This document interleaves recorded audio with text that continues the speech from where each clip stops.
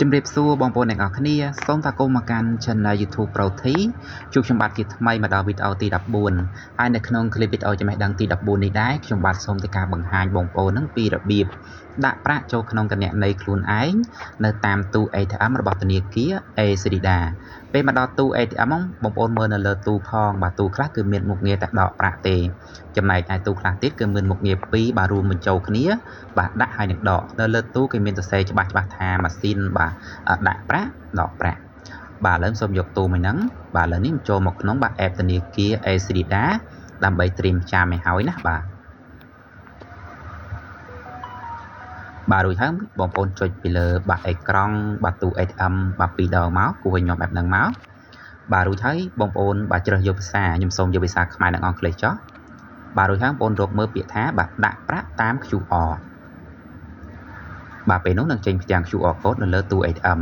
រួចហើយបងប្អូនចូលមក app ធនាគារវិញមករកមើលពាក្យថាបាទទូទាត់បាទតាម QR រួចហើយបងប្អូនបាទដោះលេខកូដឬក៏ scan យ៉ាវដៃទៅនេះពេលនោះនឹងចេញបាទផ្ទាំងកាមេរ៉ាឬហើយបងប្អូនយកទៅ scan ឲ្យចំពីលើបាទ QR code នៅលើទូ ATM ហ្នឹងមកបាទរួចហើយចុចពាក្យថារួចរាល់រួចហើយបងប្អូនជ្រើសយកគណនីសូមយកគណនីខ្មែរដែលមានពាក្យថា KHR បាទរួចហើយជ្រើសរើសប្រាក់រៀលណាបាទនេះប្រាក់រៀលចុចមកពេលនោះនឹងបើកបឡោះឲ្យបងប្អូនធ្វើការដាក់ប្រាក់ចូលដែរបាទរួចហើយបងប្អូនចុចពាក្យថាយល់ព្រមហ្នឹងមកបាទពេលនោះទូកំពុងតែពិនិត្យមើលលុយរបស់បងប្អូនបាទបងប្អូនធ្វើការរងចាំបន្តិច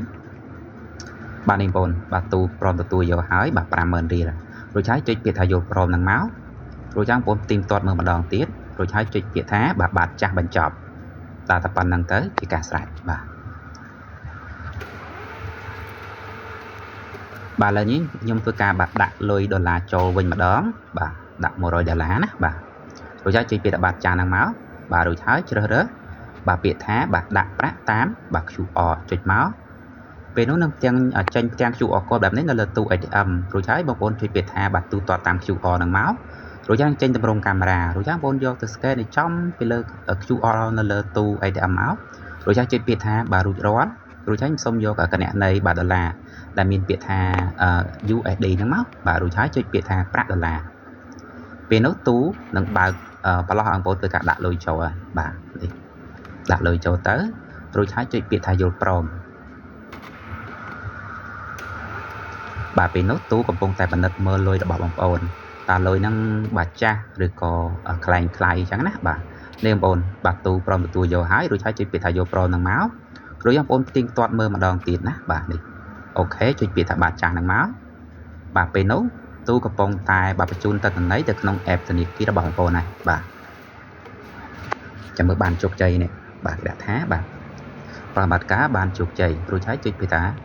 បាទចាស់ហ្នឹងមករួចហើយចុចសញ្ញាគុណដើម្បីឲ្យទូត្រឡប់ទៅសភាពដើមវិញបាទរួចបងប្អូនចូលមកក្នុងបាទ app ធនាគារបាទ Acedida បងប្អូនដើម្បីឆែកមើលទឹកប្រាក់មកនេះបាទនេះចូលមកក្នុង